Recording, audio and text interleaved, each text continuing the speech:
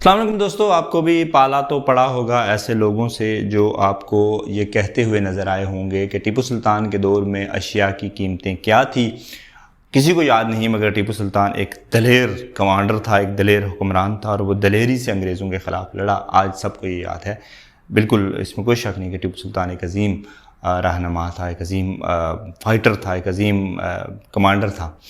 مگر وہ اس لیے کہتے ہیں کہ وہ یہ سمجھانا چاہ رہے ہوتے ہیں کہ ریاست کی ذمہ داری یا حکومت کی ذمہ داری جو ہے وہ قیمتیں کنٹرول کرنا نہیں ہے، لوگوں کو خوراک یا علاج مہیا کرنا نہیں ہے، بلکہ یہ ہے کہ وہ دنیا میں اپنے مذہب کی، اپنے دین کی حفاظت کریں، اپنے ملک کی جو غیرت ہے، اپنے ملک کے جو آزاد خارجہ پالیسی ہے وہ قائم کریں۔ اس میں کوئی دو رائے نہیں ہے کہ ملک کی جو غیرت ہے یا جو انڈیپینڈنس فورن پالیسی ہے وہ بالکل اہم ہے، بہت اہم ہے۔ مگر کیا محض یہ جو ساری باتیں کی جا رہی ہیں یہ آزادی ہے یا آئی ایم ایف سے چھٹکارا اصل آزادی ہے؟ اس پہ ڈاکٹر تیمور رحمان جو ہیں لال بین والے، ان کی بہت اچھی ویڈیو ہے۔ میں بھی کوشش کروں گا کہ میں اس پہ ویڈیو بناؤں، لیکن جس پہ آلریڈی ایک اچھی ویڈیو ہے تو آپ بہتر یہ ہے کہ وہ دیکھیں۔ بہرحال میں اس طرف آتا ہوں کہ ریاست کی کیا ذمہ داری ہے۔ دو مقدس ہستیوں کا بہت زیادہ حوالہ دیا جاتا ہے، بہت زیادہ مثال دی جاتی ہے، حضرت عمر رضی اللہ تعالیٰ عنہ اور مولا علی علیہ السلام کی۔ اچھا، یہ تو بنیادی طور پہ میں اس چیز کے بڑے خلاف ہوں ذاتی طور پہ کہ یہ ڈیویژن کی جائے کہ حضرت عمر رضی اللہ تعالیٰ عنہ جو ہے وہ ہم سنیوں کے ہیں، ہم ان کی مثال دیں، اور مولا علی علیہ السلام جو ہیں وہ اہل تشیع بھائی جو ہیں ہمارے، وہ صرف ان کی مثال دیں۔ لیکن رائج یہی ہے،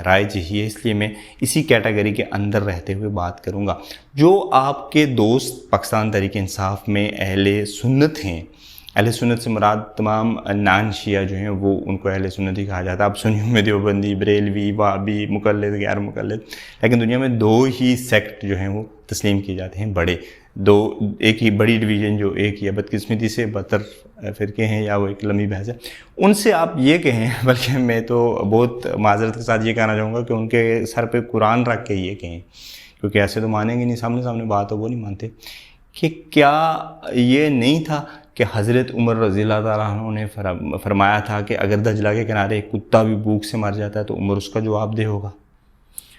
اچھا، یہ کیا تاریخ کی کتابوں میں نہیں ہے کہ حضرت عمر رضی اللہ تعالیٰ عنہ رات کو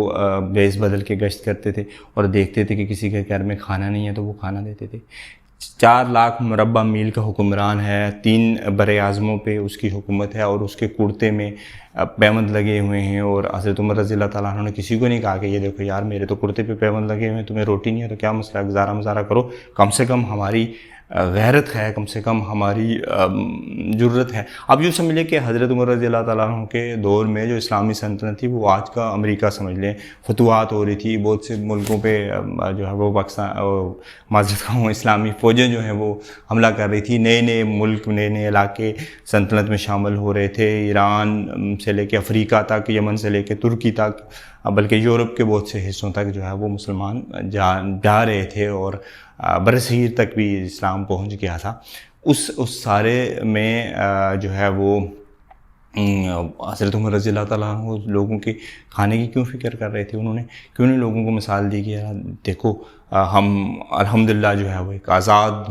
خارجہ پالیسی کی طرف جا رہے ہیں، یا دنیا پہ جو اسلامی سلطنت کا اب نام ہو گیا تو کھانا پینے کی خیر ہی ہے، اس کو چھوڑیں۔ دوسری جو اکثر مثال دی جاتی ہے وہ حضرت علی علیہ السلام کی دی جاتی ہے۔ ان کی زندگی انہوں نے اپنے کس طرح قناعت میں گزاری، یا زندگی میں انہوں نے کتنا کھایا پیا تو ہم سب جانتے ہیں، لیکن ظاہر ہے کہ ان کی طرح تو کوئی نہیں ہو سکتا، مگر بطور حکمران انہوں نے لوگوں کا کتنا خیال رکھا۔ کہا جاتا ہے کہ حضرت علی علیہ السلام بھی بالکل اسی طرح رات کو جاتے تھے، اور جو بھی جہاں بھی دیکھتے تھے کہ کسی کے گھر میں کھانا نہیں ہے تو وہاں کھانا پہنچاتے۔ تو جب حضرت علی علیہ السلام پہ وار کیا گیا تو ایک بہت بڑی تعداد بچوں کی اور عورتوں کی دودھ لے کے آئی، تو انہوں نے کہا جی کہ آپ لوگ کون ہیں اور کیوں آئے ہیں؟ کہا کہ ایک شخص تھا جو ہمیں رات کو کھانا لا کے دیتا تھا، تو ہم نے سنا ہے کہ وہ زخمی ہو گیا اور ہم اس کے کھانا لا کے۔ ایک بڑا مشہور واقعہ ہے کہ کوفہ کی ایک عیسائی عورت جو ہے وہ اس حد تک مایوس ہو گئی تھی کہ وہ مطلب کافرانہ کلمات کہنے لگی تھی اپنے مذہب کے مطابق کہ خداوند یسوع جو ہیں وہ ایلیا جو ہیں، وہ اس وقت کوفہ میں ایلیا کہا جاتا تھا عیسیٰ علیہ السلام کے لیے، کہ وہ نہیں آتے اور یہ جھوٹ ہے، اگر وہ ہوں، اگر وہ ہمارا خیال کرتے ہوں تو ہم اس طرح بھوکے نہ مروں۔ حضرت علی علیہ السلام وہاں پہ کھانا لے کے گئے اور انہوں نے کہا کہ آپ بچی نے کہا کہ آپ کھانا لے کے آئیں تو آپ ایلیا ہیں، تو حضرت علی علیہ السلام نے نہیں کہا کہ میں یہاں کا حکمران ہوں، میں علی ہوں، ظاہر ہے کہ وہ اپنا آپ چھپانا چاہتے تھے، تو انہوں نے کہا جی کہ میں وہی ہوں، اور انہوں نے پھر کھانا دیا سارا کو دیا، اور بعد میں انہوں نے بتایا دین کی حقیقت یا جو بھی ہے انہیں سمجھائی۔ پھر ایک جو علامہ ضمیر اختر جعفری صاحب ہیں، جن پہ بدقسمتی سے کچھ انہوں نے ایسی باتیں کی کہ ان کا مذاق بہت بن گیا، حالانکہ وہ بڑی علمی شخصیت ہے۔ انہوں نے ایک پروگرام میں بڑی تفصیل سے ایک کتاب کا ذکر کیا ہے کہ ایک عیسائی نے ایک کتاب لکھی، اور اس نے حضرت علی علیہ السلام کے بارے میں جو کتاب لکھی اس کا آغاز اس نے یوں کیا کہ کیا تم نہیں جانتے کہ کیا تم ایک ایسے حکمران کو جانتے ہو کہ وہ اس رات سویا ہی نہیں جس رات اسے یہ یقین نہ ہوا ہو کہ اس کی رعایا میں کوئی بھوکا نہیں سویا۔ یعنی ریاست جو ہے، حالانکہ جو نبی پاک صلی اللہ علیہ وآلہ وسلم یا ان کے اہل بیت اطہار جو ہیں وہ انہوں نے یا صحابہ اکرام نے بڑی صبر شکر سے زندگی گزاری۔ بھوک ہے، سہولتیں نہیں ہیں، کپڑا نہیں ہے، کھانا نہیں ہے، یہ تو ان کے لیے اہمیت رکھتا ہی نہیں تھا۔ مطلب آپ سو مانیں جی، آپ عمران خان کو آپ کے جو بھی دعوے مانیں، مگر کم از کم یہ تو ہر مسلمان کا اتفاق ہے کہ جو مقصد اس وقت کی ریاست مدینہ کا تھا، یا اس وقت جو ریاست مدینہ کے حکام تھے ان کا اور آج کی ریاست مدینہ کا تو کوئی مہربانی کریں نہیں ملتا، تو اس مقصد کے ہوتے ہوئے بھی وہ اس چیز پہ توجہ دے رہے تھے کہ لوگ بھوکے نہ سوئیں۔ اب اس بحث میں 2 منٹ کے لیے نہ جائیں کہ ظاہر اتنی بڑی سلطنت تھی تو حضرت عمر رضی اللہ تعالیٰ عنہ صرف مدینے میں گشت کرتے تھے، یا حضرت علی علیہ السلام صرف کوفے میں گشت کرتے تھے، لوگوں کو دیکھتے کہ ان کے پاس کھانا ہے یا نہیں۔ ظاہر ہے کہ ان کے گورنر تھے، ان کے لوگ تھے، انہیں وہ احکامات دیتے ہوں گے۔ جو حکمران خود اتنا عظیم ہے کہ وہ رات کو جا کے لوگوں کی بھوک کی فکر کرتا ہے، تو وہ اپنے محتاطوں کو لازمی بات ہے وہ حکم دیتا ہوگا۔ اس میں تو خیر تاریخ کھنگالنے کی ضرورت ہی نہیں ہے، لیکن اگر اتنے عظیم ہستیاں، اتنے عظیم مقصد اور اتنا جو ہے وہ نبی پاک صلی اللہ علیہ وآلہ وسلم کی قریب ترین جو لوگ تھے،